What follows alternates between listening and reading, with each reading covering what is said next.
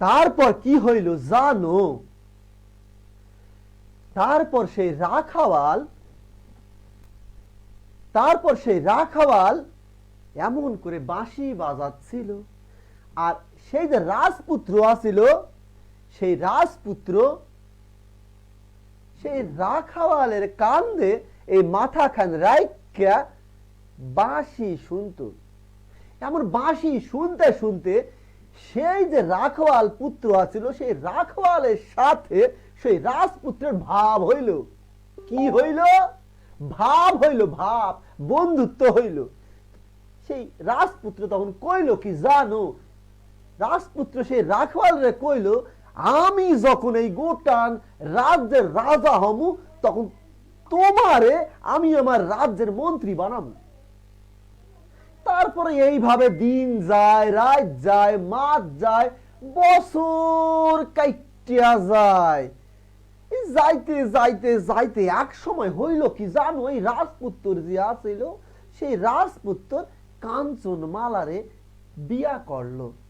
কাঞ্চনমালারে যখন বিয়া করলো, এই কাঞ্চনমালারে বিয়া করার পর সুখে শান্তিতে দিন যাপন করতে লাগলো। এই দিন যাপন করতে করতে করতে সেই যে রাখওয়াল পুত্র আছিল, সেই রাখওয়াল পুত্রের কথা একেবারে ভুলিয়া গেল। যখন রাখওয়াল পুত্রের কথা ভুলিয়া গেল, অনেক দিন হইয়া গেল, অনেক দিন। তারপরে একদিন সেই রাখাওয়াল সেই তার রাজার সাথে, তার সেই বন্ধু যে আছিল, সেই বন্ধুর সাথে দেখা করার জন্য সেই রাজপ্রাসাদের কাছে চইল্লা গেল। যেমনি ওখানে চইল্লা গেল, কি হইল জানো?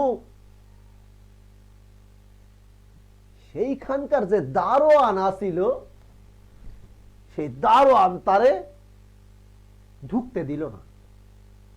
সেই গেট থেকে তারে সেখান থেকে তাড়াইয়া দিল।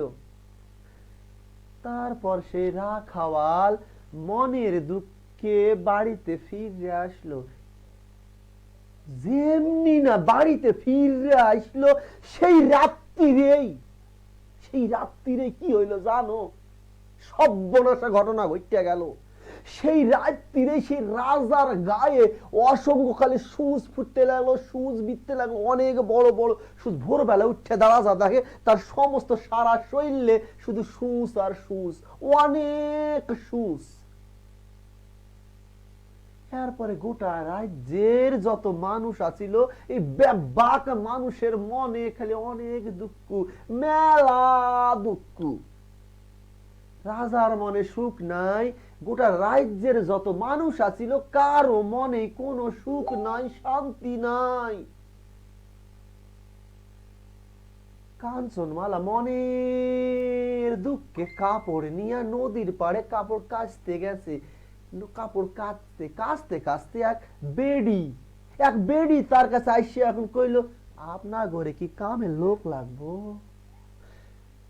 তখন কাঞ্চনমালা কইল, হ লোক লাগবো তো, আমার রাজার এরকম মেলা দুঃখ, তার গা থেকে সূচ তুলতে হয়, সূচ ফুরিয়াইছে, সেই সূচ গুলো উড়াই দইবে।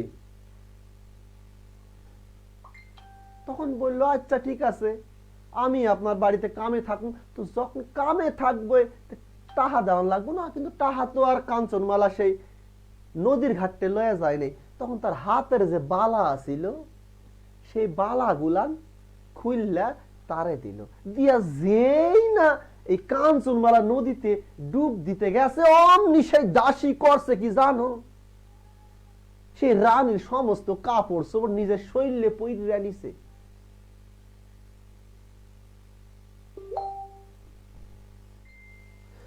সুপ্রিয় শিক্ষার্থী বন্ধুরা, তোমরা নিশ্চয়ই এতক্ষণে বুঝে গেছো আমি কোন পাঠটি নিয়ে তোমাদের সামনে আমি আজকে হাজির হয়েছি। তোমরা যারা পঞ্চম শ্রেণীতে পড়ো, তোমাদের পঞ্চম শ্রেণীর যে সমস্ত শিক্ষার্থী তোমরা রয়েছো, সেই পঞ্চম শ্রেণীর শিক্ষার্থীদের জন্য আমার আজকের এই পাঠটি, সেটি হচ্ছে কাঞ্চনমালা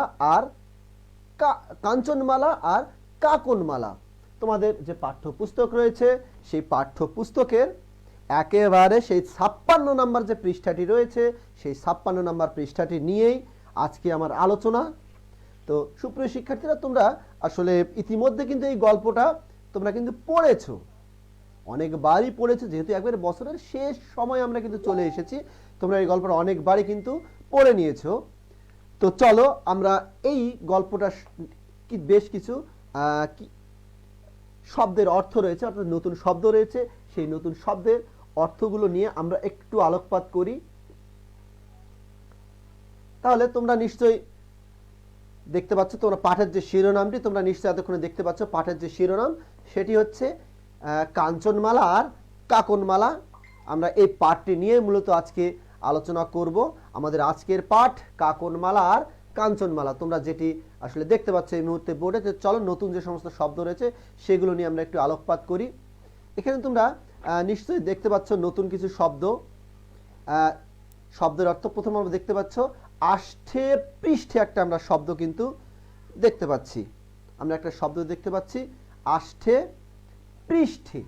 তো আষ্ঠে পৃষ্ঠে যে শব্দের অর্থ, আষ্ঠে পৃষ্ঠে শব্দের অর্থ হচ্ছে আসলে এই মুহূর্তে আমি আসলে বুঝতে পারছি না আপনারা কারা আমার সাথে যুক্ত রয়েছেন। প্লিজ যারা একটু যুক্ত আছেন, যদি একটু জাস্ট আমার কথাও শুনতে পাচ্ছেন, জাস্ট একটু ওয়াই যদি লিখে দিতেন আমি তাহলে বুঝতাম যে ইয়েস, অর্থাৎ আপনারা আমার কথা শুনতে পাচ্ছেন এবং আপনারা এখানে উপস্থিত রয়েছেন। প্লিজ একটু কষ্ট করে শুধু একটু ওয়াইটা একটু লিখে যদি কমেন্টস বক্সে লিখতেন আমি বুঝতে পারতাম যে কারা আমার সঙ্গে যুক্ত আছেন। প্লিজ একটু কমেন্টস ওয়াই। তো সুপ্রিয় শিক্ষার্থীরা এবং অভিভাবক মণ্ডলী এবং শিক্ষক মণ্ডলী যারা এই মুহূর্তে আমার এই ক্লাসটি দেখছেন, তো প্রথমে আমাদের একটা শব্দ, সেটি হচ্ছে আষ্ঠে পৃষ্ঠে। আষ্ঠে পৃষ্ঠের শব্দের অর্থটা হচ্ছে আমরা দেখে নেব সারা শরীরে।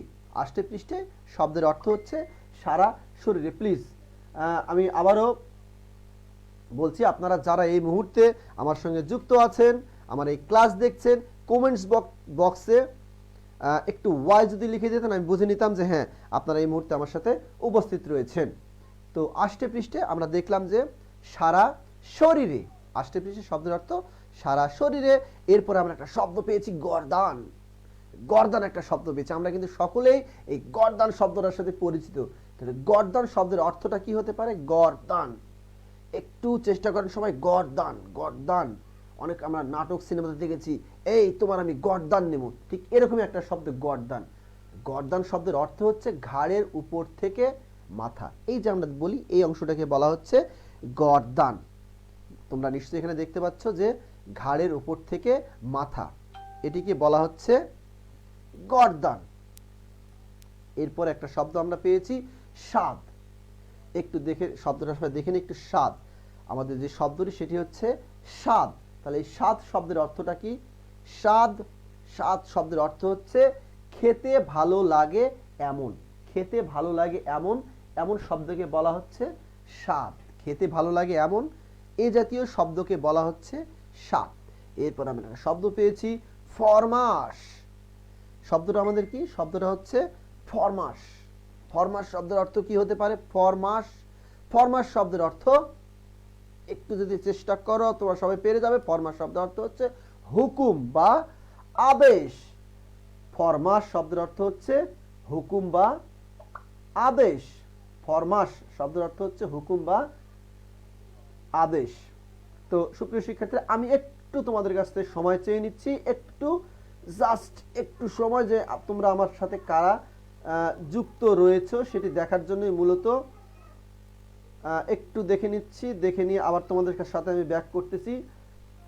আচ্ছা, তাহলে একটা হচ্ছে ফরমাস মানে হচ্ছে হুকুম বা আদেশ। এরপর একটা শব্দ রয়েছে ঘোর। ঘোর শব্দের অর্থটা কি? ঘোর মানে হচ্ছে অত্যন্ত, অনেক, বেশি বা হচ্ছে গভীর। তোমরা যে কোনোটাই কিন্তু ব্যবহার করতে পারো এই ঘোর শব্দের জন্য। সেটি হচ্ছে ঘোরের জন্য, আচ্ছা সেটি হচ্ছে অত্যন্ত, অনেক বেশি বা গভীর, যে কোনোটাই কিন্তু ব্যবহার করা যেতে পারে। এরপর একটা শব্দ রয়েছে ফুরসাত। একটা শব্দ ফুরসাত। তো এই ফুরসাত শব্দের অর্থটা কি হতে পারে আমরা একটু দেখে নেই। ফুরসাত, ফুরসাত শব্দের অর্থ হচ্ছে অবসর। ফুরসাত শব্দের অর্থ হচ্ছে অবসর বা হচ্ছে ছুটি। অবসর বা ছুটি। ফুরসত শব্দের অর্থ হচ্ছে অবসর বা ছুটি, আমরা যেটি বলি না কেন এটি হচ্ছে ফুরসাত। তো এরপরে আমরা চলে যাচ্ছি আরেকটা শব্দে, সেটি হচ্ছে মায়াবতী। মায়াবতী, মায়াবতী শব্দের অর্থ কি হতে পারে? মায়াবতী, মায়াবতী শব্দের অর্থ হচ্ছে দয়া বা মমতা আছে যে নারীর, তাকে বলা হচ্ছে মায়াবতী। দয়া বা মমতা আছে যে নারীর, তাকে বলা হচ্ছে মায়াবতী। এরপর আমরা আরেকটা নতুন একটা শব্দ, সেটি হচ্ছে তোমরা দেখতে পাচ্ছ রক্ষী। নিচে তো দেখা যায় রক্ষী, একটা শব্দ রক্ষী। রক্ষী শব্দের অর্থটা কি হতে পারে? রক্ষী, রক্ষী শব্দের হচ্ছে প্রহরী বা সেনা। রক্ষী শব্দের অর্থ হচ্ছে প্রহরী বা সেনা।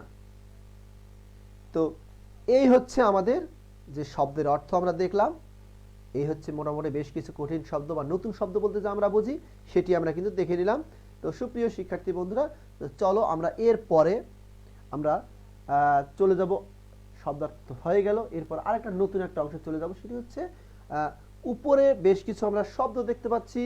এই উপরের শব্দগুলো অনুযায়ী আমরা করব কি, নিচে যে শূন্য স্থানগুলো রয়েছে, এখানে দেখা যাচ্ছে শূন্য স্থান, এই উপরের এই শব্দগুলো দিয়ে আমরা এখানকার যে শূন্য স্থানগুলো রয়েছে সেটি আমরা পূরণ করার চেষ্টা করব। তো চলো প্রথমে যে লাইনটি রয়েছে সেটি আমরা দেখে নেই। তার হাতের রান্না এমন ড্যাশ যে মুখেই তোলা যায় না। তোমরা নিশ্চয়ই বাক্যটা দেখতে পাচ্ছ, তার হাতের রান্না এমন ড্যাশ যে মুখেই তোলা যায় না। তাহলে এখানে কোনটা বসতে পারে? তার হাতের রান্না এমন ড্যাশ যে মুখেই তোলা যায় না। এখানে উপরের কোন শব্দটা কি? পরস্পরের বিস্বাদ, আষ্টে পৃষ্ঠে, পুটলি, ফুরসত নাকি টনটন? কোন শব্দটা এখানে বসতে পারে? তার হাতের রান্না এমন বিস্বাদ, তার হাতের রান্না এমন বিস্বাদ যে মুখেই তোলা যায় না। এটা হয়ে গেল। তাহলে পরের একটি শব্দটা আমরা দেখে নিই। বৃদ্ধ লোকটি তার ড্যাশ সযত্নে একপাশে রেখে দিল। বৃদ্ধ লোকটি ড্যাশ সযত্নে একপাশে রেখে দিল। তাহলে এখানে কোন কি বসতে পারে? আমি আবারও বলছি, সুপ্রিয় ভিউয়ার্স, আপনারা যারা এই মুহূর্তে আমার সঙ্গে যুক্ত রয়েছেন, আসলে যারা যুক্ত আছেন প্লিজ কমেন্টস বক্সে একটু কষ্ট করে শুধু ওয়াই লিখে কমেন্টস বক্সে লিখুন, তাতে আমি বুঝতে পারবো যে আপনারা আমার সঙ্গে সকলেই যুক্ত আছেন। সুপ্রিয় শিক্ষার্থীরা, তাহলে বৃদ্ধ লোকটি তার ড্যাশ সযত্নে একপাশে রেখে দিল। তাহলে বৃদ্ধ লোকটি তার, কোনটা হবে উপরের শব্দ থেকে? বৃদ্ধ লোকটি তার পুটুলিটি, বৃদ্ধ লোকটি তার পুটুলিটি সযত্নে একপাশে রেখে দিল। পুটুলিটি হয়ে গেল। তো এরপরে আমরা পরবর্তী যে বাক্যটি রয়েছে, অসম্পূর্ণ বাক্য, সেটিতে আমরা চলে যাই। এখানে আমরা দেখতে পাচ্ছি লোকটির কাজের চাপ এত বেশি, লোকটির কাজের চাপ এত বেশি যে দম ফেলার ড্যাশ নেই। লোকটির কাজের চাপ এত বেশি যে দম ফেলার ড্যাশ নেই, অর্থাৎ দম ফেলার কি নেই? দম ফেলার কোনটা বসতে পারে? ফুরসত নেই। দম ফেলার আমরা একটু দেখে নেই, দম ফেলার ফুরসত নেই। লোকটির কাজের চাপ এত বেশি যে দম ফেলার ফুরসত নেই। নিশ্চয়ই এখানে দেখতে পাচ্ছ তোমরা। এরপরে আরেকটা যেটি শব্দ, সেটিতে আমরা চলে যাচ্ছি। তার সমস্ত শরীর ব্যথায় ড্যাশ করছে।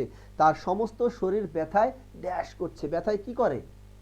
উপরের শব্দগুলো দেখলে তোমরা বুঝতে পারবে কোন শব্দটা এখানে বসতে পারে। ঠিক ধরেছ সুপ্রিয় শিক্ষার্থীরা, তার সমস্ত শরীর ব্যথায় টন টন করছে। ধন্যবাদ। এরপরে আর একটি শব্দ, নেক্সট আমাদের যে শব্দটি, সেটিতে আমরা চলে যাই। তারা দুজন ড্যাশ বন্ধু। তারা দুজন কি হতে পারে? পরস্পরের বন্ধু, রাইট। তারা দুজন পরস্পরের বন্ধু, রাইট। আমরা একটু দেখে নেই। হ্যাঁ, একেবারে তাই, পরস্পরের বন্ধু। দেখো এরপরে আমরা চলে আসছি তার নিচে, গ্রামের মায়া ছেলেটিকে ড্যাশ বেঁধে রেখেছে। গ্রামের মায়া ছেলেটিকে ড্যাশ বেঁধে রেখেছে। তাহলে কোনটা হতে পারে? গ্রামের মায়া ছেলেটিকে আষ্ঠে পৃষ্ঠে বেঁধে রেখেছে। তাহলে সুপ্রিয় শিক্ষার্থীরা, আমরা অলরেডি এই যে শূন্যস্থান পূরণ সেটিও কিন্তু করে নিলাম। তো চলো আমরা পরে আর একটা নেক্সট আমরা কিছু বিপরীত শব্দ শিখব।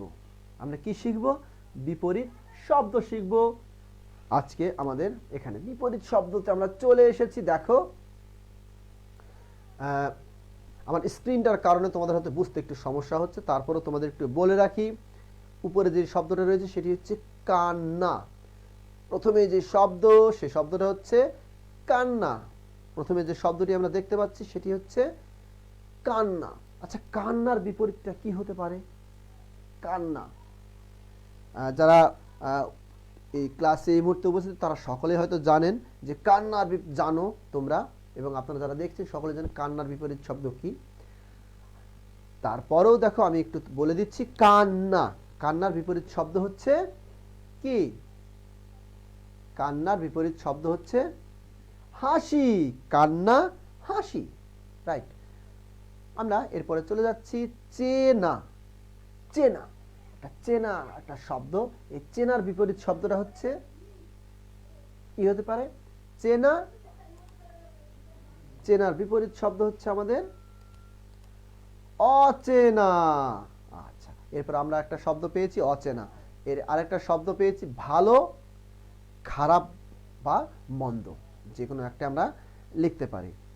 এরপরে দেখো আমাদের শব্দ রয়েছে বড়। এই বড় বিপরীত শব্দ কি হবে? বড়, আমাদের শব্দটা হচ্ছে বড়। এই বড়র বিপরীত শব্দ হচ্ছে কি? ছোট। বড়র বিপরীত শব্দ ছোট। এরপরে আবার চলে আসছে আরেকটা নেক্সট আমাদের শব্দ, তোমরা এখানে দেখতে পাচ্ছ আলো। আমাদের শব্দটা কি? আলো। আলোর বিপরীত শব্দ হচ্ছে ছোট। আলো, আধার। আলো, আধার। আসলে তোমরা আমার সঙ্গে যুক্ত আছো, ভালো লাগছে। এরপরে চলো আমাদের নেক্সট যে শব্দ রয়েছে সেটিতে চলে যায় দিন। দিনের বিপরীত শব্দ রাত। দিনের বিপরীত শব্দ রাত। এরপরে চলো নকল। নকলের বিপরীত শব্দতে চলে যায় নকল। নকলের বিপরীত শব্দ হচ্ছে, দেখে নাও একটু, নকল। নকলের বিপরীত শব্দ নকল, বিপরীত শব্দ হচ্ছে আসল, রাইট। বাহ, এই তো হয়ে গেল আমাদের বিপরীত শব্দ। তো সুপ্রিয় শিক্ষার্থী বন্ধুরা, আমরা আজকে অনেক এই পাঠটা সম্পর্কে জানলাম, পাঠের শব্দার্থ জানলাম, পাঠের শূন্য স্থান কিছু জানলাম, এরপরে বিপরীত শব্দ জানলাম। তো চলো আমরা বেশ কিছু একটু হোমওয়ার্ক নিয়ে নেই। এই হোমওয়ার্ক দিয়ে আমাদের আজকের কাজ আমরা শেষ করব। তোমরা নিশ্চয়ই হোমওয়ার্কে দেখতে পাচ্ছ যে নিঝুম দুপুরে রাখাল এবং রাজপুত্রের করা দুটি কাজের কথা লেখো। আমি একটু হোমওয়ার্কটা পড়ে দিচ্ছি। নিঝুম দুপুরে রাখাল এবং রাজপুত্রের করা দুটি কাজের কথা লিখো। 2 নাম্বার রয়েছে, দেখো, রাখালের মনে কষ্ট পেল কেন? রাখালের মনে কষ্ট পেল কেন? 4টি বাক্যে লেখো। রাখালের মনে কষ্ট পেল কেন? 4টি বাক্যে লেখো। এবং সর্বশেষ যেটি রয়েছে, বন্ধুর সঙ্গে তুমি কেমন আচরণ করবে? বন্ধুর সঙ্গে তুমি কেমন আচরণ করবে? 4টি বাক্যে লেখো। এই হচ্ছে মোটামুটি তোমাদের একটা হোমওয়ার্ক দিলাম। তো সুপ্রিয় শিক্ষার্থীরা, ক্লাসের একেবারে আমি শেষ পর্যায়ে চলে এসেছি। আবার কোনো দিন তোমাদের সঙ্গে দেখা হবে ক্লাসে। সেই পর্যন্ত সকলে তোমরা ভালো থাকো, সুস্থ থাকো। তোমাদের সকলের সুস্বাস্থ্য কামনা করে আজকের ক্লাসের এখানেই শেষ করছি। খোদা হাফেজ।